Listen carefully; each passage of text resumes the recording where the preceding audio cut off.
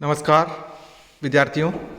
आज हम BA part प्रथम वर्ष का जो प्रथम प्रश्न पत्र है भौतिक भूगोल, उसके अंतर्गत ब्रह्मांड और पृथ्वी की जो उत्पत्ति है उससे संबंधित जो परिकल्पनाएं हैं उनमें अपन ने सारी जो परिकल्पनाएं थी, एक तारक, द्वितारक, तो इसके अलावा जो आधुनिक परिकल्पनाएं थी उन सभी के बारे में हमने जो है एक एक जो विस्तार से चर्चा की एक एक के बारे में। आज जो है हम पृथ्वी की उत्पत्ति और जो सौरमंडल है उसकी उत्पत्ति से संबंधित सबसे जो महत्वपूर्ण परिकल्पना है और आधुनिक समय का जो सबसे मान्य सिद्धांत है बिग बैंग थ्योरी या महाविस्फोट जो सिद्धांत है ब्रह्मांड की उत्पत्ति से संबंधित, उसके बारे में पढ़ेंगे। तो आज हम महाविस्फोट सिद्धांत के अंतर्गत कि इस सिद्धांत के अनुसार ब्रह्मांड और जो पृथ्वी है और विभिन्न जो ग्रह है उनका निर्माण किस प्रकार से हुआ है और वैज्ञानिकों द्वारा इस जो सिद्धांत है, ये जो परिकल्पना है उसको सिद्ध करने के लिए कौन से जो है वर्तमान में प्रयोग वो कर रहे हैं। तो किस प्रकार से जो है पृथ्वी का निर्माण हुआ है उसके बारे में पढ़ेंगे। ब्रह्मांड की जो विकासवादी और जो महाविस्फोट परिकल्पना है, इस परिकल्पना के अंतर्गत जो है आधुनिक समय में ये जो है ब्रह्मांड की सबसे मान्य जो है सिद्धांत है, जिसे हम बिग बैंग सिद्धांत के नाम से जानते हैं। इस विस्तृत ब्रह्मांड परिकल्पना भी कहा जाता है क्योंकि इस परिकल्पना का जो सूत्रपात हुआ था वो सूत्रपात मुख्य रूप से इस तथ्य के आधार पर हुआ था कि वर्तमान में जो ब्रह्मांड के अंदर जो गैलेक्सीज है, आकाशगंगाएं हैं, जो खगोलीय पिंड है, उनको देखने से पता चला कि जो विभिन्न आकाशगंगाएं हैं उन आकाशगंगाओं के बीच की जो दूरी है वो लगातार बढ़ती जा रही है। अर्थात ब्रह्मांड का लगातार विस्तार हो रहा है, फैलाव हो रहा है और ब्रह्मांड जो है फैलता जा रहा है। इस आधार पर जो है इस परिकल्पना या सिद्धांत का जो है प्रतिपादन किया गया। तो अतः इसे हम विस्तृत ब्रह्मांड परिकल्पना भी कहते हैं। इस परिकल्पना का विकास बेल्जियम के विद्वान जॉर्ज लेमर्तिन महोदय ने किया था। इस सिद्धांत के अनुसार कल्पना की गई कि प्रारंभ में ब्रह्मांड में सारा पदार्थ एक सघन अत्यंत विशाल आद्य पदार्थ के रूप में स्थित था। अर्थात प्रारंभ में जो ब्रह्मांड है उसके अंतर्गत जो भी सारा द्रव्य है, जो पदार्थ है, वो सब क्या था, एक अत्यंत सघन एवं विशालकाय जो आद्य पदार्थ है उसके रूप में या एक बिंदु के रूप में केंद्रित हो गया था, एक गोलक के रूप में केंद्रित हो गया था। जब इतना अत्यधिक मात्रा में जब द्रव्य एक गोलक के रूप में केंद्रित हो गया तो उसके कारण उस द्रव्य का या उस बिंदु का जो है आयतन तो अत्यधिक था, तापमान घनत्व भी काफ़ी ज़्यादा था और आयतन काफ़ी कम हो गया था, जबकि घनत्व काफ़ी अधिक था और तापमान भी उसका काफ़ी ज़्यादा था।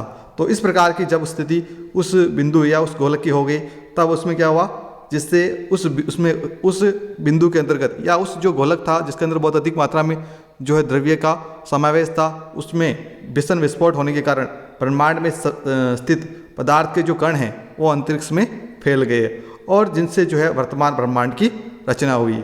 इस परिकल्पना को समझने के लिए मैं आपने पूर्व की जो कक्षाएं हैं उनके अंदर भी पढ़ा होगा, और क्योंकि ये जो परिकल्पना है वो सबसे मान्य सिद्धांत है, इसलिए मैं इसके बारे में थोड़ी सी और दूसरे पहलू को भी जानकारी देना चाहूँगा कि इस परिकल्पना को समझने के लिए उन्होंने कहा कि किस प्रकार से ब्रह्मांड फैल रहा है। तो एक उदाहरण के माध्यम से इसको समझा जा सकता है कि जब हम एक गुब्बारा लेते हैं और उस गुब्बारे के ऊपर जो है कुछ निशान लगा लेते हैं, कुछ बिंदु बना देते हैं, फिर अपन जो है उस गुब्बारे को फुलाते हैं और गुब्बारे के ऊपर जो निशान हैं उनका आकार बढ़ता है, साथ ही साथ जो दोनों निशान होते हैं, दो जो बिंदु होते हैं, उनके बीच की दूरी भी बढ़ती जाती है। तो इस प्रकार से इस सिद्धांत में माना गया कि ये जो सिद्धांत है, जिस प्रकार से गुब्बारे को फुलाने पर जो है दो जो बिंदु है, जो निशान है, उनके बीच की दूरी बढ़ती है, उसी प्रकार से जो है वर्तमान में जो है ब्रह्मांड और जो आकाशगंगाएं हैं उसके अंदर जो भी पिंड है उनके बीच की दूरी लगातार बढ़ती जा रही है। परंतु इसके अंतर्गत ये जो उदाहरण था, उस उदाहरण के अंतर्गत जो बिंदु है, दो बिंदुओं के बीच की दूरी तो बढ़ रही है, परंतु साथ ही साथ इस उदाहरण में वो बिंदु का आकार भी बढ़ता है। परंतु ये जो आकार बढ़ना है, वो आकार बढ़ना इस उदाहरण में आंशिकतः सत्य है। अर्थात इस जो उदाहरण है उसके अंतर्गत जो है ब्रह्मांड में जो विभिन्न पिंड है, आकाशगंगाएं हैं, उनका आकार नहीं बढ़ रहा है, मतलब आकार स्थिर है परंतु उनके बीच की दूरी लगातार फैलाव बढ़ता जा रहा है। तो इस प्रकार से इस उदाहरण के माध्यम से भी अपन समझ सकते हैं। तो और इसके अलावा ब्रह्मांड में प्रारंभ में जो सारा द्रव्य था वो एक गोलक या केंद्र के रूप में इकट्ठा हो गया और उसमें भीषण विस्फोट हुआ और उसी पदार्थ का जो फैलाव था वो पूरे संपूर्ण ब्रह्मांड के अंदर फैल गया, अर्थात सारा द्रव्य जो निर्माण हुआ है उसी के द्वारा हुआ है। Tata institute of fundamental research TIFR के भारतीय विद्वान डॉक्टर गोविंद स्वरूप और विजय कपाली भी बिग बैंग सिद्धांत के ऊपर कार्य कर रहे हैं। ये दो विद्वान हैं भारतीय विद्वान, वो क्या कर रहे हैं, इस बिग बैंग जो सिद्धांत है उसके ऊपर अपनी रिसर्च कर रहे हैं, खोज कर रहे हैं। उनके अनुसार लगभग 20 बिलियन वर्ष पूर्व ब्रह्मांड की उत्पत्ति आद्य पदार्थ से निर्मित एक विशालकाय आग के गोले फायरबॉल के भीतर महाविस्फोट से हुई। संयुक्त राज्य अमेरिका में बिग बैंग की दशाओं को उत्पन्न करने के लिए एक मॉडल तैयार किया गया।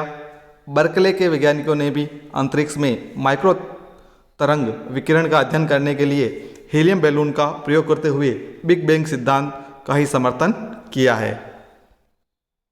बिग बैंग की घटना को समझने के लिए जेनेवा में स्थित यूरोपीय नाभिकीय अनुसंधान केंद्र CERN में एक प्रयोग किया जा रहा है, जिसमें अनेक देशों के 5000 से अधिक जो वैज्ञानिक हैं वो उसके अंतर्गत अनुसंधान कर रहे हैं।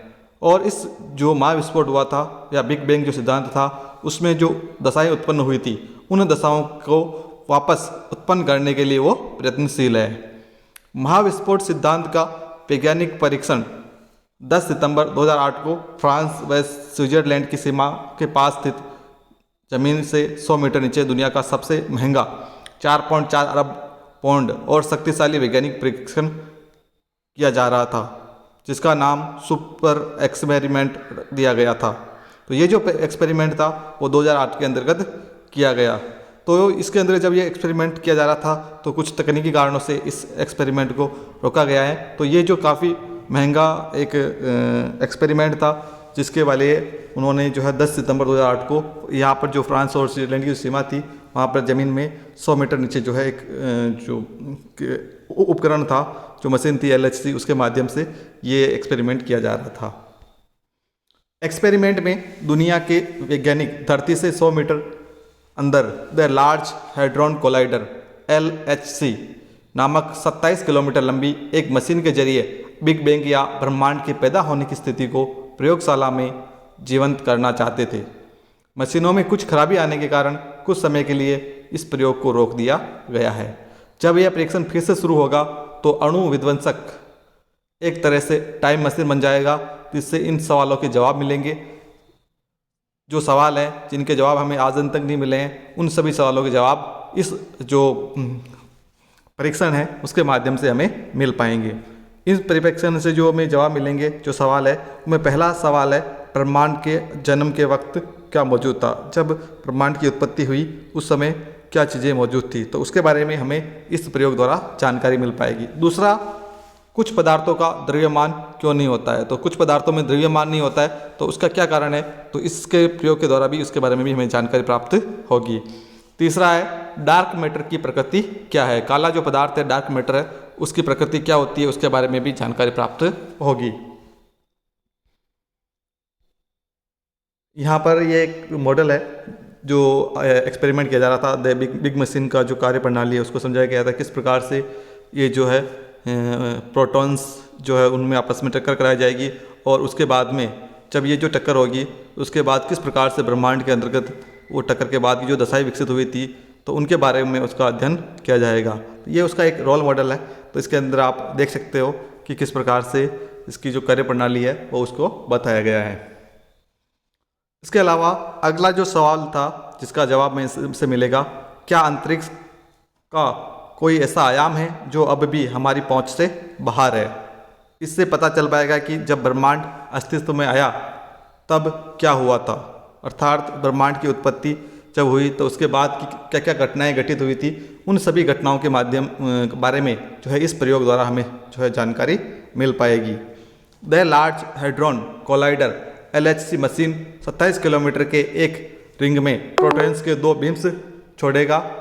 यह बीम्स लाइट जो है 99.99 स्पीड्स पर आपस में टकराएंगे और इससे जो है 9300 मैग्नेट्स और 271 डिग्री सेंटीग्रेड तापमान के बीच पार्टिकल्स को वैक्यूम में गाइड किया जाएगा और इससे कुछ क्षण के लिए वैसी स्थिति बनेगी जैसे आज से 14 अरब साल पहले ब्रह्मांड के जन्म और बिग बैंग के समय थी। तो चूँकि वर्तमान में यह माना जाता है कि ब्रह्मांड की जो उत्पत्ति हुई है वो आज से 14 अरब वर्ष पूर्व या 13.7 अरब वर्ष पूर्व जो है ब्रह्मांड की उत्पत्ति हुई है और तब से लेकर जो है आज तक जो है विग्रह और जो पृथ्वी है वो इस स्वरूप में प्राप्त हुए हैं। तो इन सभी की जानकारी हमें इस प्रयोग द्वारा प्राप्त हो पाएगी।